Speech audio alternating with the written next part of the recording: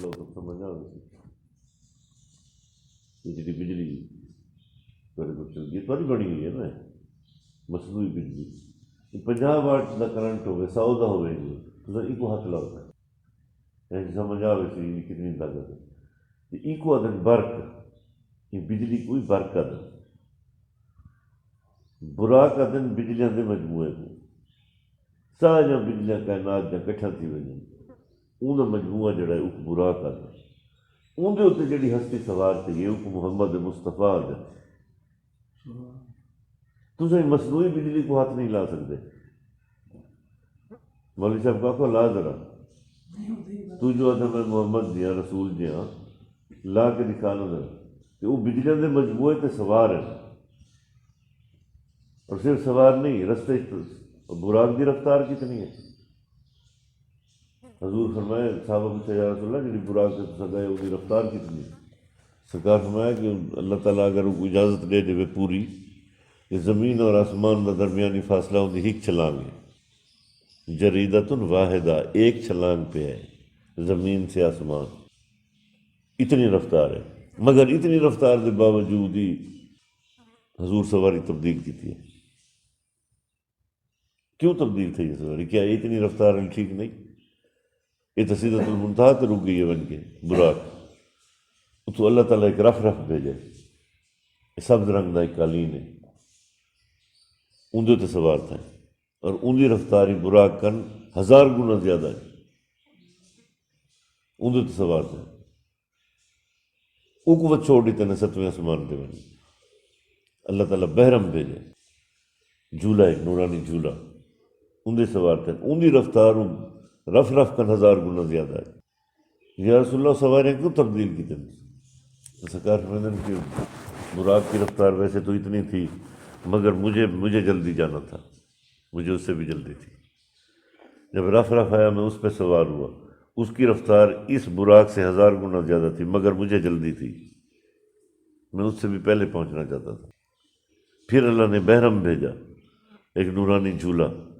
اس کی رفتار اس رف سے 1000 گنا زیادہ تھی مگر میرا مطلب اس سے بھی پورا نہیں ہوتا تھا تو یا رسول اللہ پھر آگے کیسے گئے نہ جبریل ساتھ ہے نہ رف ہے نہ بحرم ہے نہ براق ہے کچھ بھی نہیں ہے پھر آگے کیسے گئے آگے سرکار فرماتے پھر آگے 70,000 نور کے سمندر تھے 70,000 ظلمات کے سمندر تھے اس کی ایک لہر دنیا سے 70,000 گنا بڑی تھی ایک روایت میں ایک میں ہے 70 گنا بڑی اس میں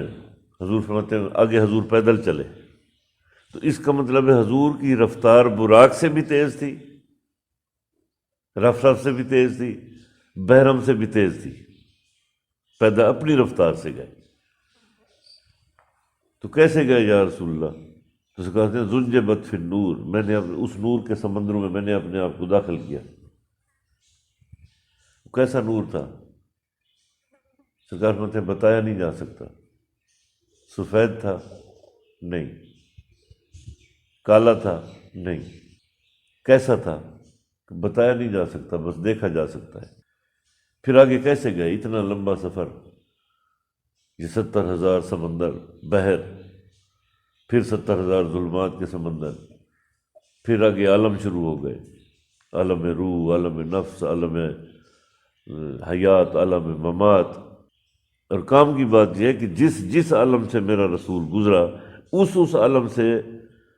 اس کی حقیقت وہیں چھوڑتا گیا عالم اجسام سے گزرا تو جسم پیچھے رہ گیا نا عالم نفس سے گزرا تو نفس پیچھے رہ گیا عالم روح سے گزرا تو روح پیچھے رہ گیا عالم حیات سے گزرا تو زندگی پیچھے رہ گئی عالم ممات سے گزرا تو موت پیچھے رہ گئی اب آگے کیا جا رہا ہے اب اس کے لیے کہہ رہے ہو کہ وہ تم جیسا ہے وہ آگے پہنچے آگے توحید کا نورانی پردہ حائل ہو گیا عالم وحدت میں اور آوازیں گئی کف یا حبیبی رک جائیے میرے حبیب رکے جیسے رکے دوسری آواز آئی ان ربک نصلی اب اسی لفظ پہ اگر غور کر لیں تو آپ اپنے آپ کو فضاؤں میں اڑتا محسوس کریں گے۔ کف یا حبیبی، رک جائیے میرے حبیب، انا ربک نصلی، آپ وہیں رکیں، تیرا رب تجھے ملنے کے لیے آ رہا ہے۔ نصلی، اگر پھر صلی کا معنی نماز پڑھنا ہے تو پھر یہاں یہی معنی کرو نا کہ تیرا رب نماز پڑھ رہا ہے۔ نہیں، ان ربک نصلی، تیرا رب تجھ پر صلاۃ و سلام پڑھتا آ رہا ہے، تیرا رب تجھ پہ درود پڑھتا ہوا خود آ رہا ہے تیرے پاس۔ آپ وہیں رک جائیے۔ پردے کے ساتھ ایک نورانی کرسی آ گئی، پھر دوسری آواز، اجلس یا حبیبی، بیٹھ جائیے میرے محبوب۔ اب وہ نورانی کرسی کیسی تھی کوئی نہیں جانتا۔ پھر باتیں ہوتی رہیں، محب اور محبوب کی باتیں ہوئیں، 18,000 سال تک ہوئیں، پورا نظام کائنات رکا ہوا ہے، سمندروں کی روانی رک گئی، پرندوں کی پرواز رک گئی، سانسیں رک گئیں، ہوائیں رک گئیں، عالم شمس و بالا سب رک گیا، ستاروں کی گردش، لوح و قلم کی گردش، سب ایک جگہ پہ بالکل ساکت ہے، کیونکہ 18,000 سال کے بعد اب جو بھی اٹھے گا تو پھر اس کی عمر تو 18,000 سال سے اوپر ہو چکی ہوگی نا، لیکن جب کوئی اٹھا تو اس کو اسی عمر پہ اٹھا جس پہ سویا تھا، ایک لمحہ بھی نہیں بڑھا تھا وقت آگے۔ جو شیو کر کے سویا تھا تو وہی تازی شیو ہوئی تھی، ایک سوتر کے برابر بھی داڑھی نہیں نکلی تھی۔ 18,000 سال سویا رہا ہے تو پھر تو داڑھی اتنی لمبی ہو جانی تھی جتنی وہ کھجوریں کھڑی ہیں۔ وقت کو روک دیا گیا، وقت رکا تو کائنات کا سارا نظام روک دیا گیا، اور ادھر باتیں ختم ہی نہیں ہو رہی۔ 18,000 سال تک ادھر اب 2 گھنٹے بیٹھ جائیں اب اکتا جاتے ہیں، ایک دن بیٹھ جائیں بندہ اکتا جاتا ہے، میں ادھر جا کے سو جاؤں۔ یہ 18,000 سال تک بات ہوتی رہی ہے، نہ دن کا پتہ ہے نہ رات کا پتہ ہے، دونوں میں سے۔ چلو وہ تو نہیں سوتا تھا اوپر والا، یہ بھی نہیں سوتا تھا، وہ تو کہتا ہے میں ولا سینۃ والنوم، مجھے تو نیند بھی نہیں آتی، مجھے تو اونگ بھی نہیں آتی۔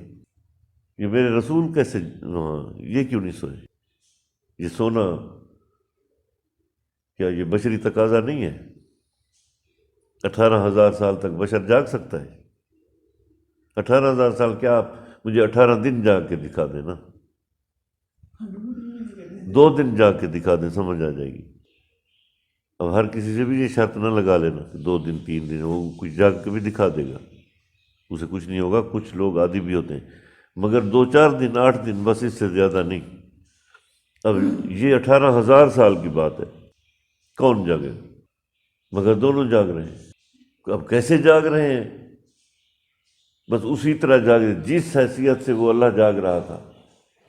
جس حقیقت سے، اسی سے یہ بھی جاگ رہے تھے،